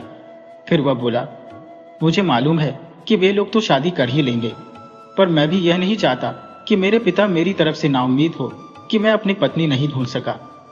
छोटी चूहिया बोली, तुम मुझसे अपनी पत्नी बनने के लिए क्यों नहीं कहते? यहाँ उत्तर में तो कोई लड़की रहती नहीं, पर मैं तुम्हें प्यार करूंगी और तुम्हारे लिए वफादार भी रहूंगी। माइकल ने उस छोटी चूहिया को अपने हाथों में उठाया तो उसने माइकल के लिए अपनी मीठी आवाज में गाना शुरू कर दिया। माइकल उसको और पास से देखने के लिए अपने चेहरे तक लेकर आया तो वह चूहिया उसकी उंगलियों पर चढ़ गई और अपनी छोटी सी नाक से उसके गाल सहलाने लगी। माइकल उस छोटी सी चूहिया को पसंद किए बिना नहीं रह सका। इसके अलावा वह अपने पिता को नाउम्मीद भी करना नहीं चाहता था। वह बोला, ठीक है ओ छोटी चूहिया, मैं अपने पिता से जाकर कह दूंगा कि मुझे अपनी पत्नी मिल गई। यह सुनकर चूहिया बोली, पर तुम्हारे लिए एक चूहिया से शादी करना बहुत मुश्किल होगा। ऐसा करते हैं कि मैं यहीं ठहरती हूँ, तब तक तुम अपने पिता को इस खबर के लिए तैयार करके आओ। माइकल की समझ में आ गया कि वह चूहिया ठीक कह रही थी। सुबह चूहिया को वहीं छोड़कर अकेला ही घर वापस लौट गया। सबसे बड़े भाई ने कहा, मेरी वाली की तो बहुत सुंदर आंखें हैं। बीच वाले भाई ने कहा, और मेरी वाली के तो बाल और मुस्कान दोनों ही बहुत सुंदर है। तुमको शादी करने के लिए कोई लोमड़ी या भेड़िया मिला क्या? माइकल ने उनसे इतनी जोर से कहा ताकि उसके पिता भी सुन ले। तुम लोग मेरी चिंता मत करो, मुझे तो एक बहुत ही प्यारी और नाजुक सी चीज मिल गई है और वह मखमल के कपड़े पहनती है। मखमल के कपड़े? कहकर उसके दोनों बड़े भाई जोर से हंस पड़े। तुमने तो लगता है कि उस उत्तरी जंगल और बर्फ में कोई राजकुमारी ढूंढ ली है। माइकल बोला, हाँ, मखमल के कपड़े, बिल्कुल राजकुमारियों की तरह से। और जब वह मेरे लिए गाती है तो उसकी मीठी आवाज तो मुझे बहुत ही अच्छी लगती है। यह सुनकर उसके दोनों बड़े भाई उससे जलने लगे कि उनके छोटे भाई को तो उत्तर में भी इतनी अच्छी लड़की मिल गई, पर इसमें वे क्या कर सकते थे। कुछ दिन बाद पिता बोला, मैं अभी भी यह तय नहीं कर पा रहा हूं कि किसको सबसे अच्छी पत्नी मिली है, इसलिए मैं चाहता हूं कि मेरी हर एक बहू मेरे लिए डबल रोटी बनाए, ताकि मैं यह देख सकूं कि वह तुमको ठीक से खाना खिला सकेगी भी या नहीं। सुनते ही दोनों बड़े भाई अपने छोटे भाई माइकल से बोले, मुझे मालूम है कि मेरी वाली सबसे अच्छी डबल रोटी बनाएगी, पर माइकल तुम्हारी राजकुमारी? माइकल बोला, यह तो मुझे उससे पूछना पड़ेगा, पर असल में तो वह चिंता कर रहा था कि उसकी चूहिया डबल रोटी बनाएगी भी कैसे। फिर भी वे तीनों भाई एक साथ घर से निकल पड़े अपनी अपनी होने वाली पत्नियों से डबल रोटी बनवाने के लिए। छोटी चूहिया ने जब माइकल को वापस आते देखा तो वह तो गाने नाचने लगी, और जब उसने आकर उसे यह बताया कि उसको डबल रोटी बनानी है तो वह हंसती। माइकल बोला, मैं तो तुमसे यह कहते हुए डर रहा था कि तुम डबल रोटी बना दो। वह फिर हंसी और एक छोटी सी घंटी बजाकर बोली, तुमको तुम्हारी डबल रोटी जरूर मिलेगी माइकल, बस जरा सा इंतजार करो। माइकल ने देखा कि छोटी चूहिया की घंटी बजाते ही दरवाजे से सैकड़ों की तादाद में चूहे चले आ रहे हैं। छोटी चूहिया ने उनसे कहा, तुम सब जाओ और गेहूं के सबसे बढ़िया वाले दाने लेकर आओ। वे सब चूहे तुरंत ही वहां से भाग गए और कुछ ही देर में गेहूं के सबसे बढ़िया वाले दाने लेकर वहां आ गए। छोटी चूहिया ने उन गेहूं के दानों से डबल रोटी बनानी शुरू कर दी। माइकल बड़े आश्चर्य से उस छोटी चूहिया को उन गेहूं के दानों से डबल रोटी बनाते देखता रहा। अगले दिन तीनों भाई अपनी अपनी डबल रोटियां लेकर अपने पिता के पास पहुंचे। सबसे बड़ा भाई राई की बनी डबल रोटी लेकर आया था। बीच वाला भाई जौ की बनी डबल रोटी लेकर आया था। पिता ने उन दोनों की डबल रोटियां चखी और कहा कि उनकी होने वाली पत्नियों ने बहुत अच्छी डबल रोटियां बनाई है। देहाती लड़कियों को जैसी डबल रोटी बनानी चाहिए उन्होंने वैसी ही डबल रोटियां बनाई है। वह संतुष्ट था कि शादी के बाद उसकी दोनों बहुएं उसके बेटों को ठीक से खाना खिलाती रहेंगी। तब माइकल ने अपनी सफेद डबल रोटी अपने पिता को दी। पिता ने उसको भी देखा और चखा तो बोला, अरे ये तो बहुत सुंदर सफेद डबल रोटी है, जरूर किसी अच्छे और महंगे अनाज की होगी। लगता है कि तुम्हारी होने वाली पत्नी बहुत अमीर है। माइकल बोला, उसने तो बस घंटी बजाई और उसके नौकर उसके लिए डबल रोटी बनाने का आटा लेकर आ गए और उसने फिर डबल रोटी बना दी। दोनों बड़े भाई बहुत खुश हुए जब उनके पिता ने कहा, अब हम एक और इम्तिहान लेंगे। तुम सबकी होने वाली पत्नियों को एक काम और करना पड़ेगा। मैं देखना चाहता हूं कि वे सिलाई भी कर सकती हैं या नहीं। तुम लोग उनके हाथ के बुने हुए कपड़े का नमूना लेकर आओ। ये सुनकर दोनों बड़े भाई तो खुश थे, क्योंकि वे जानते थे कि उनकी होने वाली पत्नियां कपड़ा बुनना जानती थी, पर वे यह तो सोच भी नहीं सकते थे कि कोई राजकुमारी भी कपड़ा बुन सकती है, तो उनके छोटे भाई का क्या होगा। माइकल भी चिंतित था। वह भी यही सोचता था कि कोई चूहिया भी कपड़ा बुन सकती है क्या।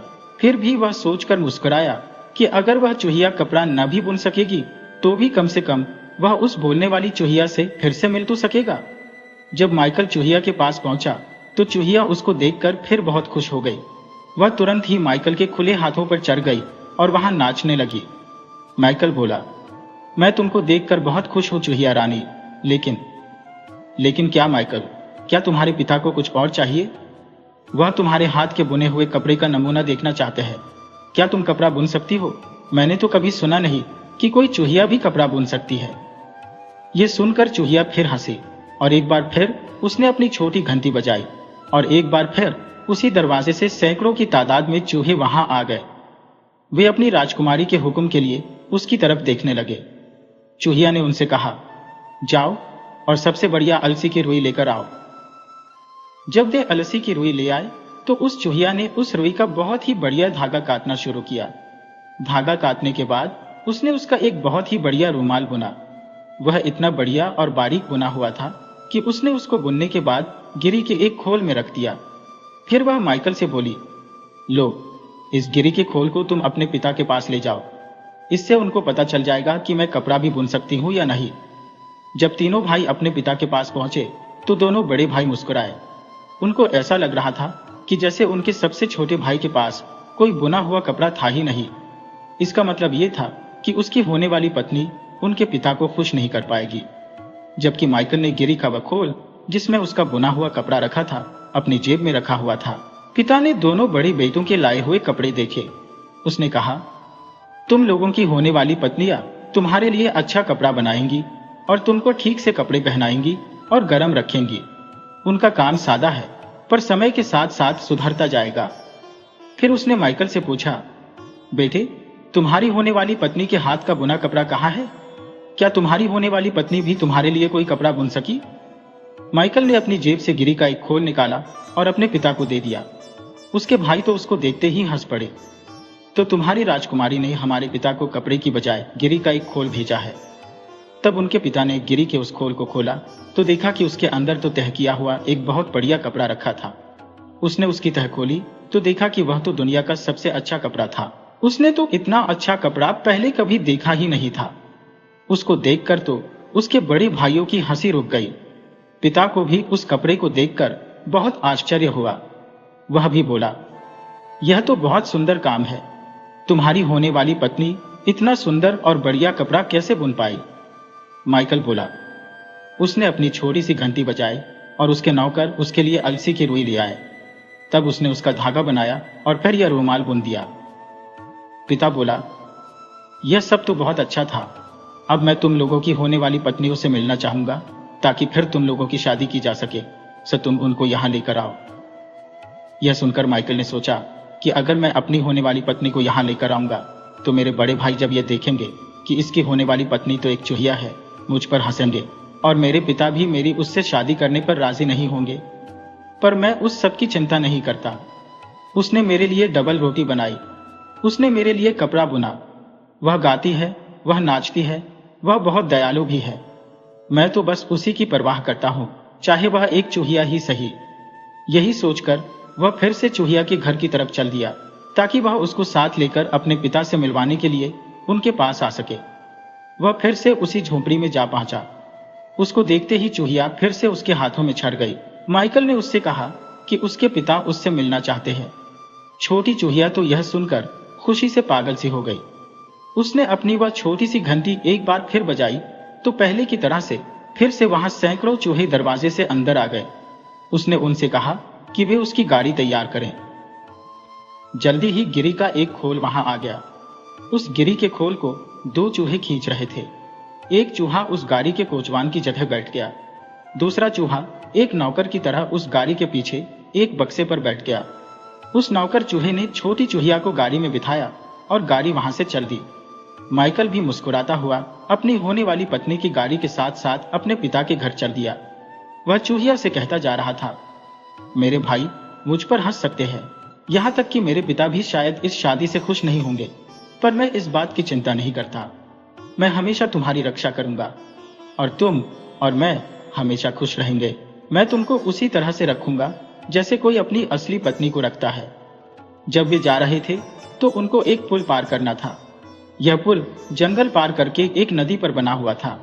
जब माइकल यह सब कह रहा था तभी वे उस पुल पर पहुंचे तो वहां हवा इतने जोर से चल रही थी कि गिरी के खोल की वह गाड़ी, उस गाड़ी का कोचवान, उसके दोनों काले चूहे जो उस चूहिया की गाड़ी खींच रहे थे, चूहिया राजकुमारी और उसके दोनों नौकर सब उस हवा में उड़ गए और नदी में डूब गए। और माइकल उनको गिरने से रोक भी न सका। उसकी आंखों में आंसू आ गए। उसके मुंह से निकला, ओह छोटी चूहिया, मुझे तुम्हारी इस तरह पानी में गिरने का बहुत अफसोस है। तुम मेरे ऊपर कितनी मेहरबान थी। मुझे तुम्हारे साथ बात करना और तुम्हारा गाना बहुत याद आएगा। और अब जब तुम चली गई हो मुझे तब पता चल रहा है कि मैं तो तुमको अपनी असली पत्नी की तरह से ही चाहता था। जब वह ऐसा बोल रहा था तभी उसने देखा कि एक बहुत बड़ी सुनहरी गाड़ी जिसको दो बहुत सुंदर घोड़े खींच रहे थे नदी के किनारे किनारे आ रही थी। एक लंबा सा नौकर उस गाड़ी के पीछे खड़ा हुआ था। एक बहुत सुंदर लड़की उस गाड़ी में बैठी हुई थी। इतनी सुंदर लड़की तो माइकल ने पहले कभी देखी नहीं थी। वह खुद बर्फ जैसी सफेद थी। उसके होठ बेरीज जैसे लाल थे। उसने सफेद मखमल के कपड़े पहने हुए थे और अपने सुनहरे बालों में बहुत सारे जवाहरात पहने हुए थे। उसने माइकल को पुकार कर कहा, क्या तुम मेरे साथ मेरी गाड़ी में बैठना पसंद नहीं करोगे माइकल?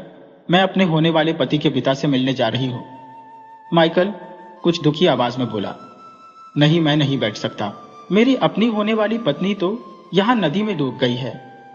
उस सुंदर लड़की ने कहा, तुमने मुझे नहीं खोया है माइकल, मैं ही तुम्हारी वह छोटी चूहिया हूं। मैंने ही तुम्हारे पिता के लिए डबल रोटी बनाई थी, मैंने ही तुम्हारे पिता के लिए कपड़ा बुना था। मैं अब तक एक जादू के जोर में थी जिसने मुझे एक चूहिया बना दिया था। जब तुमने कहा कि तुम मुझे प्यार करते हो, बस तभी मेरा वह जादू टूट गया और मैं फिर से आदमी बन गई। चलो अब हम तुम्हारे पिता के पास चलते हैं ताकि वह हमारी शादी की इजाजत दे दें। फिर वे माइकल के पिता के घर पहुंचे। वहां जाकर वह उन लड़कियों से मिला जो उसके भाइयों से शादी करने वाली थी। पिता ने सबको अपना आशीर्वाद दिया और अपने सब बेटों की शादी उनकी लाई हुई लड़कियों से शादी कर दी। माइकल के दोनों बड़े भाई अपने पिता के खेत पर अपनी अपनी पत्नियों के साथ आराम से रहे। माइकल अपनी चूहिया के साथ उसके राज्य चला गया। वहां वे जब तक जिंदा रहे खुशी खुशी रहे।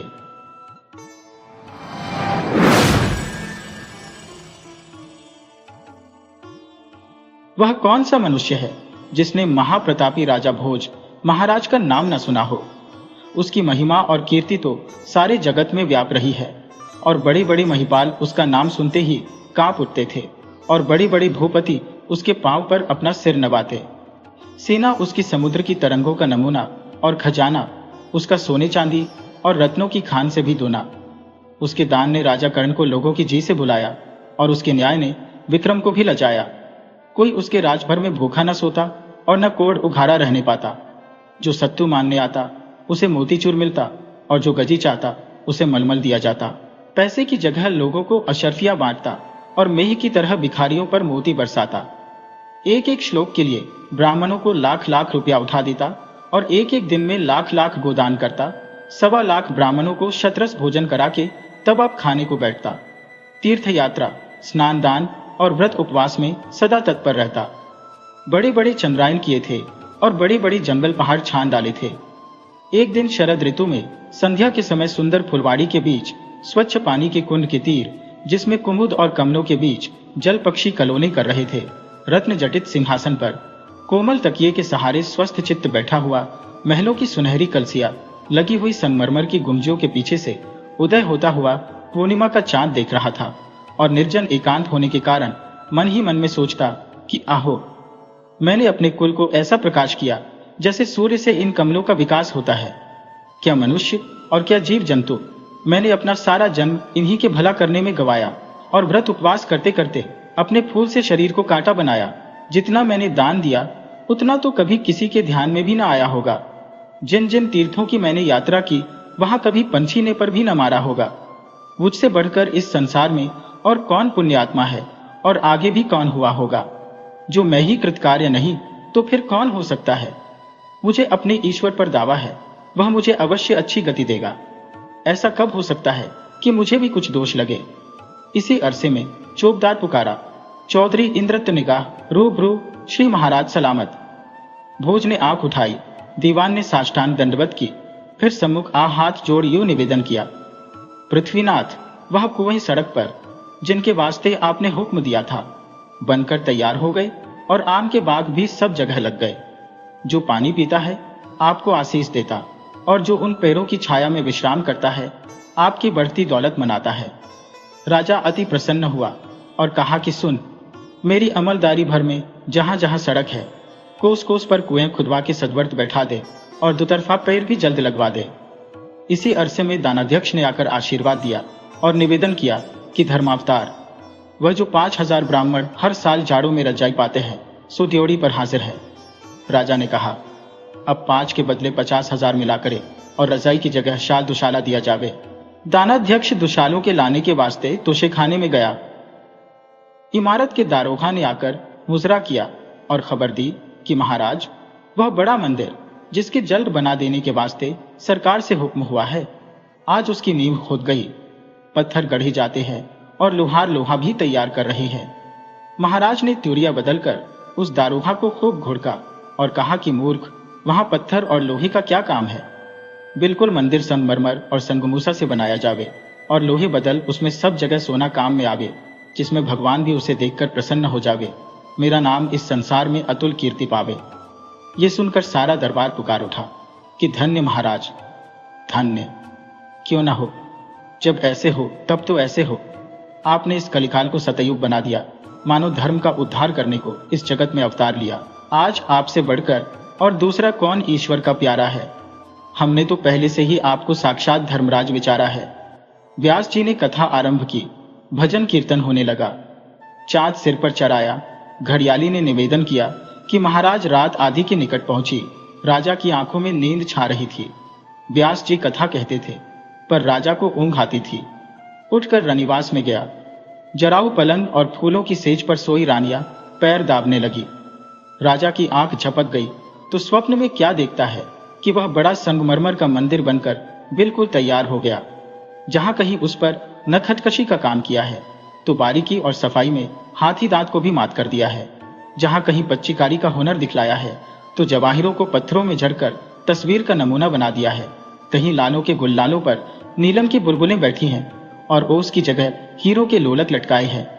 कहीं पुखराजों की डंडियों से पन्ने के पत्ती निकालकर मोतियों के भुट्टे लगाए हैं। सोने की छोबों पर कमखाब के शामियाने और उनके नीचे बिल्लौर के हौजों में गुलाब और केवड़े के फुहारे छूट रहे हैं। मानो धूप चल रहा है, सैकड़ों कपूर के दीपक बल रहे हैं। राजा देखते ही मारे घमंड के फूल कर्मशक बन गया। कभी नीचे, कभी ऊपर, कभी दाहिने, कभी बाईं निगाह करता और मन में सोचता कि क्या अब इतने पर भी मुझे कोई स्वर्ग में से रोकेगा या पवित्र पुण्यात्मा न कहेगा। मुझे अपने कर्मों का भरोसा है, दूसरे किसी से क्या काम पड़ेगा। इसी अरसे में वह राजा उस सपने के मंदिर में खड़ा खड़ा क्या देखता है कि एक ज्योत से उसके सामने आसमान से उतरी चली आती है। उसका प्रकाश तो हजारों सूर्यों से भी अधिक है, परंतु जैसे सूरज को बादल घेर लेता है, इस प्रकार उसने मुंह पर घूंघट डाल दिया है। नहीं तो राजा की आंखें कब उस पर ठहर सकती थी, वरन इस घूंघट पर भी मारी चकाचौंध की झपकी चली जाती थी। राजा उसे देखते ही कांप उठा और लड़खड़ाती सी जुबान से बोला कि हे महाराज, आप कौन है और मेरे पास किस प्रयोजन से आए हैं। उस देव पुरुष ने बादल की गरज के समान गंभीर उत्तर दिया कि मैं सत्य हूं, मैं अंधों की आंखें खोलता हूं, मैं उनके आगे से धोखे की पट्टी हटाता हूं, मैं मृग तृष्णा के भटके हुओं का भ्रम मिटाता हूं और सपने के भूले हुओं को नींद से जगाता हूं। हे भोज, यदि कुछ हिम्मत रखता है तो आ, हमारे साथ आ और हमारे तेज के प्रभास से मनुष्यों के मन के मंदिरों का भेद ले। इस समय हम तेरे ही मन को जांच रहे हैं। राजा की जी पर एक अजब दहशत सी छा गई। नीची निगाहें करके गर्दन खुजाने लगा। सत्य बोला, भोज, तू डरता है, तुझे अपने मन का हाल जानने में भी भय लगता है। भोज ने कहा कि नहीं, इस बात से तो नहीं डरता, क्योंकि जिसने अपने तय नहीं जाना उसने फिर क्या जाना, सिवाय इसके मैं तो आप चाहता हूं कि कोई मेरे मन की थाह लेवे और अच्छी तरह से जांचे। मारी व्रत और उपवासों के मैंने अपना फूल सा शरीर कूता बनाया। ब्राह्मणों को दान दक्षिणा देते देते सारा खजाना खाली कर डाला। कोई तीर्थ बाकी न रखा, कोई नदी या तालाब नहाने से न छोड़ा। ऐसा कोई आदमी नहीं है जिसकी निगाह में मैं पवित्र पुण्यात्मा न ठहरूं। सत्य बोला, ठीक, पर भोज, यह तो बतला कि तू ईश्वर की निगाह में क्या है। क्या हवा में बिना धूप त्रिसरेणु कभी दिखलाई देते हैं? पर सूरज की किरण पड़ते ही कैसे अनगिनत चमकने लग जाते हैं। क्या कपड़े से छाने हुए मैले पानी में किसी को कीड़े मालूम पड़ते हैं? पर जब खुर्दबीन शीशे को लगाकर देखो तो एक एक बूंद में हजारों ही जीव सोचने लग जाते हैं। बस जो तो उस बात के जानने से जिसे अवश्य जानना चाहिए डरता नहीं, तो आ, मेरे साथ आ, मैं तेरी आंखें खोलूंगा। निदान सत्य, यह कह के राजा को मंदिर के उस बड़े ऊंचे दरवाजे पर चढ़ा ले गया कि जहां से सारा बाग दिखलाई देता था, और फिर उससे यूं कहने लगा कि भोज, मैं अभी तेरे पाप कर्मों का कुछ भी चर्चा नहीं करता, क्योंकि तूने अपने तय निरा निष्पाप समझ रखा है। पर यह तो बतला कि तूने पुण्य कर्म कौन कौन से किए हैं कि जिनसे सर्वशक्तिमान जगदीश्वर संतुष्ट होगा। राजा यह सुन के अत्यंत प्रसन्न हुआ।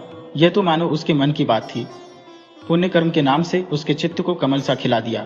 उसे निश्चय था कि पाप तो मैंने चाहे किया हो चाहे न किया हो, पर पुण्य मैंने इतना किया कि भारी से भारी पाप भी उसके पासन में न ठहरेगा।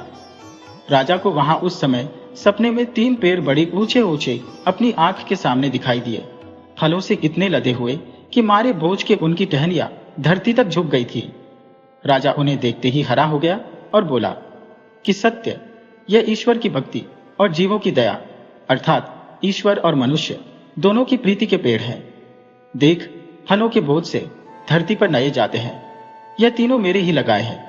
पहले में तो यह सब लाल लाल फल मेरे दान से लगे हैं, और दूसरे में वह पीले मेरे न्यास से, और तीसरे में यह सब सफेद फल मेरे तप का प्रभाव दिखलाते हैं। मानो उस समय चारों ओर से यह ध्वनि राजा के कान में चली आती थी कि धन्य हो महाराज, धन्य हो, आज तुम सब पुण्यात्मा दूसरा कोई नहीं, तुम साक्षात धर्म के अवतार हो। इस लोक में भी तुमने बड़ा पद पाया है, और उस लोक में भी तुम्हें इससे अधिक मिलेगा। तुम मनुष्य और ईश्वर दोनों की आंखों में निर्दोष और निष्पाप हो। सूर्य के मंडल में लोग कलंक बतलाते हैं, पर तुम पर एक छींटा भी नहीं लगाते। सत्य बोला कि भोज, जब मैं इन पेड़ों के पास से आया था जिन्हें तू ईश्वर की भक्ति और जीवों की दया के बतलाता है, तब तो उनमें फल फूल कुछ भी नहीं था, निरे ठूंठ से खड़े थे। यह लाल पीले और सफेद फल कहां से आ गए? ये सचमुच उन पेड़ों में फल लगे हैं या तुझे फुसलाने और खुश करने को किसी ने उनकी टहनियों से लटका दिया है? चल उन पेड़ों के पास चलकर देखें तो सही। मेरी समझ में तो यह लाल लाल फल जिन्हें तू अपने दान के प्रभाव से लगे बतलाता है, यश और कीर्ति फैलाने की चाह अर्थात प्रशंसा पाने की इच्छा ने इस पेड़ में लगाए हैं। निदान जो हो, सत्य ने उस पेड़ को छूने को हाथ बढ़ाया। राजा सपने में क्या देखता है कि वह सारे फल जैसे आसमान से ओले गिरते हैं, एक आन की आन में धरती पर गिर पड़े। धरती सारी लाल हो गई, पेड़ों पर सिवाय पत्तों के और कुछ न रहा। सत्य ने कहा कि राजा, जैसे कोई किसी चीज को मोम से चिपकाता है, उसी तरह तूने अपने भुलाने को प्रशंसा पाने की इच्छा से यह फल इस पेड़ पर लगा दिए थे। सत्य के तेज से वहां मोम गल गया, पेड़ ठूंठ का ठूंठ रह गया। जो कुछ तूने दिया और किया सब दुनिया के दिखलाने और मनुष्यों से प्रशंसा पाने के लिए। केवल ईश्वर की भक्ति और जीवों की दया से तो कुछ भी नहीं दिया। यदि कुछ दिया हो या किया हो तो तू ही क्यों नहीं बतलाता? मूर्ख, इसी के भरोसे पर तो फूला हुआ स्वर्ग में जाने को तैयार हुआ था। भोज ने एक ठंडी सांस ली। उसने तो औरों को भूला समझा था, पर वह सबसे अधिक भूला हुआ निकला। सत्य से उस पेड़ की तरफ हाथ बढ़ाया जो सोने की तरह चमकते पीले पीले फलों से लदा हुआ था। सत्य का हाथ पास पहुंचते ही इसका भी वही हाल हो गया जो पहले का हुआ था। सत्य बोला कि राजा, इस पेड़ में ये फल तूने अपने भुलाने को, स्वर्ग को यथार्थ सिद्ध करने की इच्छा से लगा लिए थे। कहने वाले ने ठीक कहा है कि मनुष्य मनुष्य के कर्मों से उसके मन की भावना का विचार करता है, और ईश्वर मनुष्य के मन की भावना के अनुसार उसके कर्मों का हिसाब लेता है। तो अच्छी तरह जानता है कि यही न्याय तेरे राज्य की जड़ है। जो न्याय न करे तो फिर वह राज्य तेरे हाथ में क्यों कर रह सके? जिस राज्य में न्याय नहीं, वह तो बेनीव का घर है, बुढ़िया के दांतों की तरह हिलता है, अब गिरा तब गिरा। मूर्ख, तू ही क्यों नहीं बतलाता कि यह तेरा न्याय स्वार्थ सिद्ध करने और सांसारिक सुख पाने की इच्छा से है अथवा ईश्वर की भक्ति और जीवों की दया से? भोज की पेशानी पर पसीना हो आया, आंखें नीची कर ली, जवाब कुछ न बन पड़ा। तीसरे पेड़ की पारी आई। सत्य का हाथ लगते ही उसकी भी वही हालत हुई। राजा अत्यंत लज्जित हुआ। सत्य ने कहा कि मूर्ख, यह तेरे तप के फल कदापि नहीं, इनको तो इस पेड़ पर तेरे अहंकार ने लगा रखा था। वह कौन सा व्रत व तीर्थ यात्रा है जो तूने निहंकार केवल ईश्वर की भक्ति और जीवों की दया से किया हो? तूने यह तप इसी वास्ते किया कि जिसमें तू अपने तई औरों से अच्छा और बढ़ के विचारे। ऐसे ही तप पर गोबर गणेश तू स्वर्ग मिलने की उम्मीद रखता है, पर यह तो बतला कि मंदिर की उन मुंदेरों पर वे जानवर से क्या दिखलाई देते हैं। कैसे सुंदर और प्यारे मालूम होते हैं, पर तो उनके पन्ने के हैं, और गर्दन फैरोजे की, दुम में सारे किस्म के जवाहिर जड़ दिए हैं। राजा के जी में घमंड की चिड़िया ने फिर फुरफुरी ली, मानो बुझते हुए दिए की तरह जगमगा उठा। जल्दी से जवाब दिया कि हे सत्य, ये जो कुछ तू मंदिर की मुंदेरों पर देखता है मेरे संध्या वंदन का प्रभाव है। मैंने जो रातों जाग जाग कर और माथा रगड़ते रगड़ते इस मंदिर की दहली को घिसाकर ईश्वर की स्तुति वंदना और विनती प्रार्थना की है, वही अब चिड़ियों की तरह पंख फैलाकर आकाश को जाती है, मानो ईश्वर के सामने पहुंचकर अब मुझे स्वर्ग का राजा बनाती है। सत्य ने कहा कि राजा, दीन बंधु, करुणा सागर श्री जगन्नाथ जगदीश्वर अपने भक्तों की विनती सदा सुनता रहता है, और जो मनुष्य शुद्ध हृदय और निष्कपट होकर नम्रता और श्रद्धा के साथ अपने दुष्कर्मों का पश्चाताप अथवा उनके क्षमा होने का टुक भी निवेदन करता है, वह उसका निवेदन उसी दम सूर्य चांद को बेधकर पार हो जाता है। फिर क्या कारण कि यह सब आप अब तक मंदिर की मुंदेर ही पर बैठे रहे? आज चल देखें तो सही। हम लोगों के पास जाने पर आकाश तो उड़ जाते हैं, या उसी जगह पर परकटे कबूतरों की तरह फड़फड़ाया करते हैं। भोज डरा लेकिन सत्य का साथ न छोड़ा। जब मुंदेर पर पहुंचा तो क्या देखता है कि वे सारे जानवर जो दूर से ऐसे सुदंड दिखाई देते थे मरे हुए पड़े हैं, पंख नोचे खुचे और बहुतेरे बिल्कुल सड़े हुए, यहाँ तक कि मारे बदबू के राजा का सिर भिन्ना उठा। दो एक में जिनमें कुछ दम बाकी था, जो उड़ने का इरादा भी किया तो उनके पंख पारे की तरह भारी हो गए और उन्हें उसी ठौर दबा रखा। तड़फा जरूर किए पर उड़ने जरा भी न दिया। सत्य बोला, भोज बस यही तेरे पुण्य कर्म है।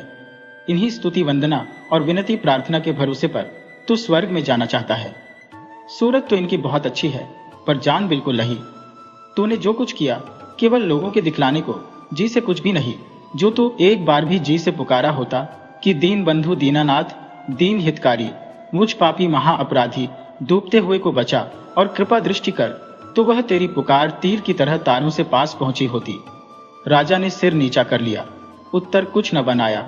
सत्य ने कहा कि भोज अब आ, फिर इस मंदिर के अंदर चलें और वहां तेरे मन के मंदिर को जांचे।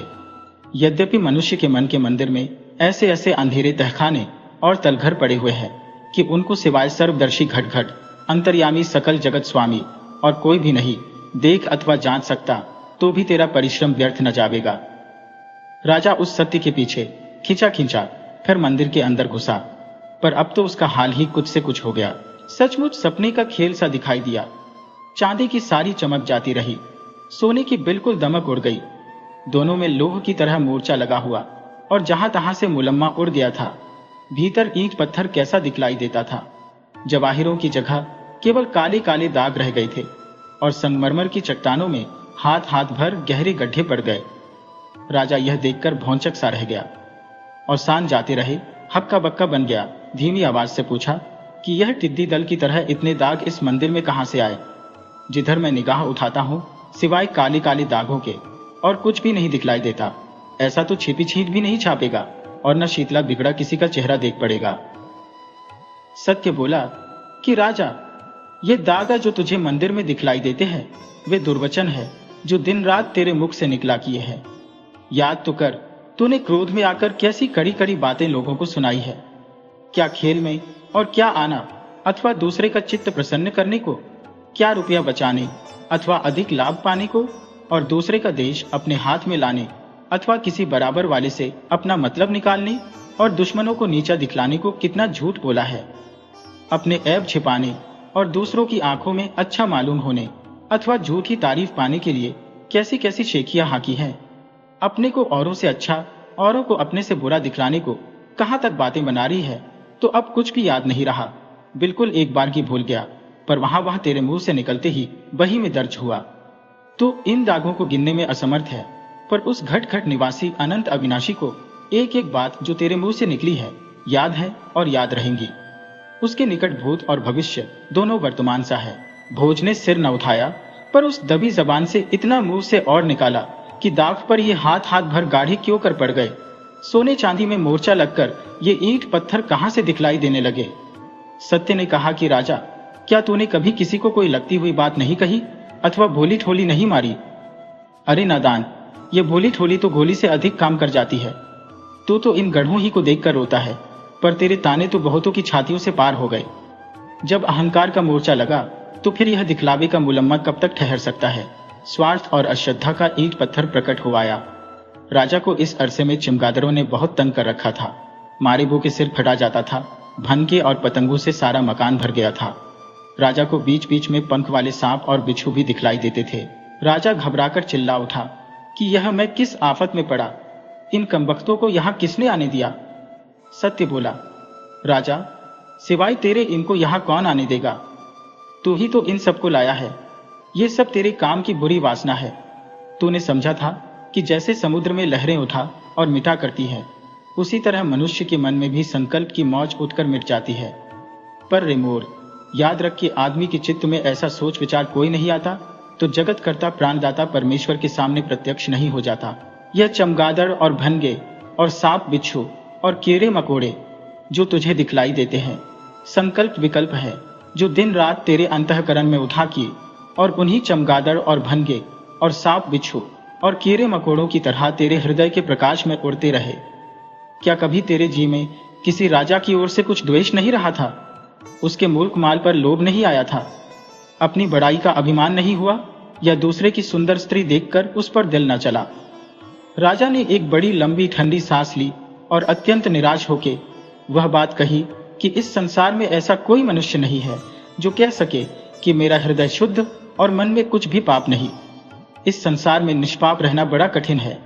जो पुण्य करना चाहते हैं उनमें भी पाप निकल आता है। इस संसार में पाप से रहित कोई भी नहीं। ईश्वर के सामने पवित्र पुण्यात्मा कोई भी नहीं। सारा मंदिर वरण, सारी धरती, आकाश गूंज उठा, कोई भी नहीं, कोई भी नहीं। सत्य ने जो आंख उठाकर उस मंदिर की एक दीवार की तरफ देखा तो वह उसी संगमरमर से आईना बन गया। राजा से कहा कि अब तुम इस आईने का भी तमाशा देख और जो कर्तव्य कर्मों के न करने से तुझे पाप लगे हैं उनका भी हिसाब ले। राजा उस आईने में क्या देखता है? जिस प्रकार बरसात की बढ़ी हुई किसी नदी के जल के प्रवाह में बह जाते हैं, उस प्रकार अनगिनत सूरतें एक ओर से निकलती और दूसरी ओर अलोप होती चली जाती है। कभी तो राजा को वे सब भूखे और नंगे आईने में दिखलाई देते जिन्हें राजा खाने पहनने को दे सकता था, पर न देकर दान का रुपया उन्हीं हट्टे कट्टे मोटे मुस्टंड खाते पीते हुओं को देता रहा, जो उसकी खुशामद करते थे या किसी की सिफारिश ले आते थे या उसके कारदारों को घूस देकर मिला लेते थे या सवारी के समय मांगते मांगते और शोरगुल मचाते मचाते उसे तंग कर डालते थे या दरबार में आकर उसे लज्जा के भंवर में गिरा देते थे या झूठा छापा तिलक लगाकर उसे मक्र के जाल में फंसा लेते थे या जन्म पत्र में भले बुरे ग्रह बतलाकर कुछ धमकी भी दिखला देते थे या सुंदर कवित्त और श्लोक पढ़कर उसके चित्त को लुभाते थे। कभी वे दीन दुखी दिखलाई देते जिन पर राजा के कारदार जुल्म किया करते थे और उसने कुछ भी उसकी तहकीकात और उपाय न की। कभी उन बीमारों को देखता जिनका चंगा करा देना राजा के इख्तियार में था। कभी वे व्यथा की जली और विपत्ति के मारे दिखलाई देते जिनका जी राज के दो बात कहने से ठंडा और संतुष्ट हो सकता था। कभी अपने लड़के और लड़कियों को देखता जिन्हें वह पढ़ा लिखा कर अच्छी अच्छी बातें सिखाकर बड़े बड़े पापों से बचा सकता था। कभी उन गांव और इलाकों को देखता जिनमें कूप तालाब खुदवाने और किसानों को मदद देने और उन्हें खेती बाड़ी की नई नई तरकीबें बतलाने से हजारों गरीबों का भला कर सकता था। उन टूटे हुए पुल और रास्तों को देखता जिन्हें दुरुस्त करने से वह लाखों मुसाफिरों को आराम पहुंच सकता था। राजा से अधिक देखा न जा सका। थोड़ी ही देर में घबराकर हाथों से अपनी आंखों को ढांप लिया। वह अपने घमंड में उन सब कामों को तो सदा याद रखता था और उनकी चर्चा किया करता जिन्हें वह अपनी समझ में पुण्य के निमित्त किए हुए समझा था, पर उन कर्तव्य कामों का कभी तुक सोच न किया जिन्हें अपनी उन्मत्तता से अचेत होकर छोड़ दिया था। सत्य बोला, राजा अभी से क्यों घबरा गया? आ इधर आ, इस दूसरे आईने में मैं तुझे अब उन पापों को दिखलाता हूं जो तूने अपनी उम्र में किए हैं। राजा ने हाथ जोड़े और पुकारा कि बस महाराज, बस कीजिए। जो कुछ देखा उसी में मैं तो मिट्टी हो गया, कुछ भी बाकी न रहा। अब आगे क्षमा कीजिए, पर यह तो बतलाइए कि आपने यहां आकर मेरे शरबत में क्यों झर घोला और पकी पकाई खीर में सांप का विष उगला, और आपने मेरे आनंद को इस मंदिर में आके नाच में मिलाया जिसे मैंने सर्वशक्तिमान भगवान के अर्पण किया है, चाहे जैसा वह बुरा और अशुद्ध क्यों ना हो, पर मैंने तो उसी के निमित्त बनाया है। सत्य ने कहा, ठीक, पर यह तो बतला कि भगवान इस मंदिर में बैठा है। यदि तूने भगवान को इस मंदिर में बैठाया होता तो फिर वह अशुद्ध क्यों रहता? जरा आंख उठाकर उस मूर्ति को तो देख जिसे तू जन्म भर पूजता रहा है। राजा ने आंख उठाई तो क्या देखता है कि वहां उस बड़ी ऊंची बेदी पर उसी की मूर्ति पत्थर की गढ़ी हुई रखी है और अभिमान की पगड़ी बांधे हुए है। सत्य ने कहा कि मूर्ख, तूने जो काम किए केवल अपनी प्रतिष्ठा के लिए। इसी प्रतिष्ठा प्राप्त होने की सदा तेरी भावना रही और इसी प्रतिष्ठा के लिए तूने अपनी आप पूजा की। रे मूर्ख, सकल जगत स्वामी, घट-घट अंतर्यामी, क्या ऐसे मन रूपी मंदिर में भी अपना सिंहासन बिछने देता है जो अभिमान और प्रतिष्ठा प्राप्ति की इच्छा इत्यादि से भरा है? ये तो उसकी जली पड़ने योग्य है। सत्य का इतना कहना था कि सारी पृथ्वी एक बारगी कांप उठी, मानो उसी दम टुकड़ा टुकड़ा होना चाहती थी। आकाश में ऐसा शब्द हुआ कि जैसा प्रलय काल का मेघ गरजा। मंदिर की दीवार चारों ओर से अड़रा गिर पड़ी, मानो उस पापी राजा को दबा लेना चाहती थी, और उस अहंकार की मूर्ति पर ऐसी एक बिजली गिरी कि वह धरती पर औंधे मुंह आ पड़ी। त्राही त्राही माम, मैं डूबा, कह के भोज जो चिल्लाया, आंख उसकी खुल गई और सपना सपना हो गया। इस अरसे में रात बीतकर आसमान के किनारों पर लाली दौड़ हुई थी। चिड़िया चहचहा रही थी। एक ओर से शीतल मंद सुगंध पवन चली थी, दूसरी ओर से बीन और मृदंग की ध्वनि। बंदीजन राजा का जस गाने लगे। हर कार्य हर तरफ काम को दौड़े। कमल खिले, कुमुद कुम्हालाए। राजा पलंग से उठा, पर जी भारी, माथा थामे हुए। न हवा अच्छी लगती थी, न गाने बजाने की सुध बुद्ध थी। उठते ही पहले यह हुक्म दिया कि इस नगर में जो अच्छे पंडित हों, जल्द उनको मेरे पास लाओ। मैंने एक सपना देखा है कि जिसके आगे अब यह सारा राग सपना मालूम होता है। उस सपने के स्मरण से ही मेरे रोंगटे खड़े हुए होते हैं। राजा के मुख से हुक्म निकलने की देर थी। चौबदार ने 3 पंडितों को, उस समय वशिष्ठ, याज्ञवल्क्य और बृहस्पति के समान प्रख्यात थे, बात की बात में राजा के सामने ला खड़ा किया। राजा का मुंह पीला पड़ गया था, माथे पर पसीना हो आया था।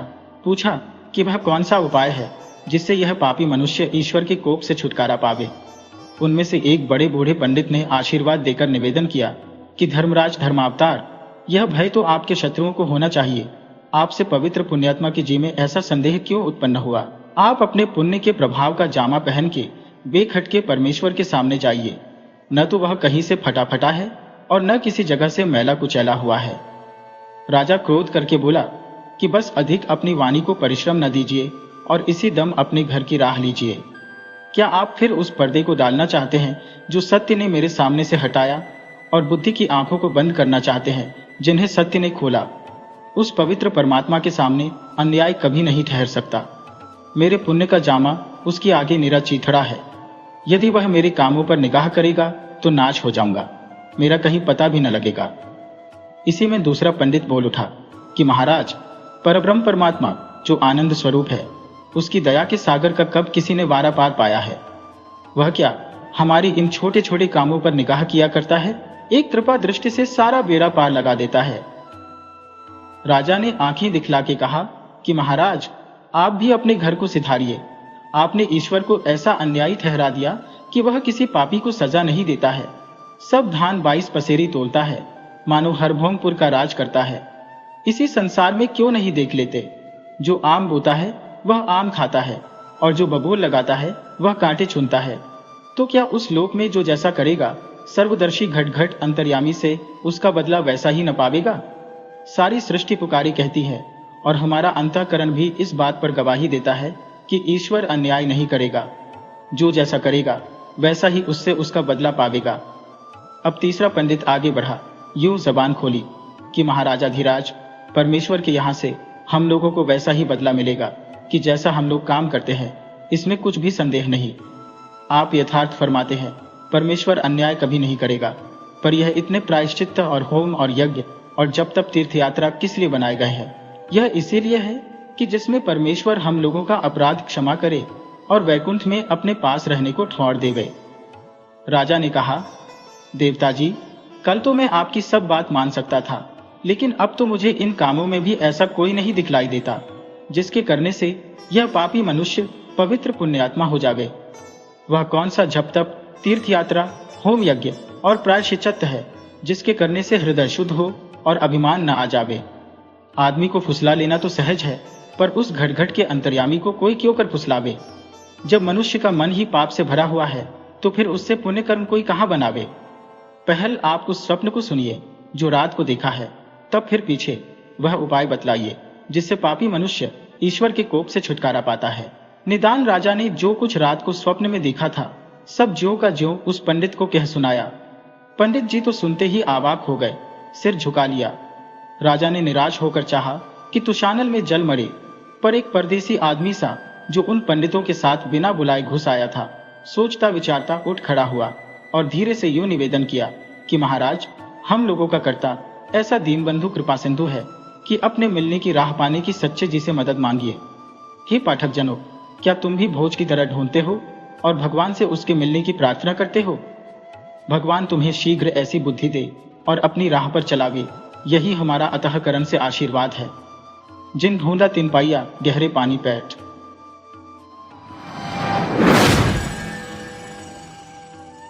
वीडियो अच्छी लगे हो तो इसे लाइक करें और ऐसे ही मज़ेदार कहानियों के लिए चैनल को सब्सक्राइब करें और बेल आइकन दबाएं।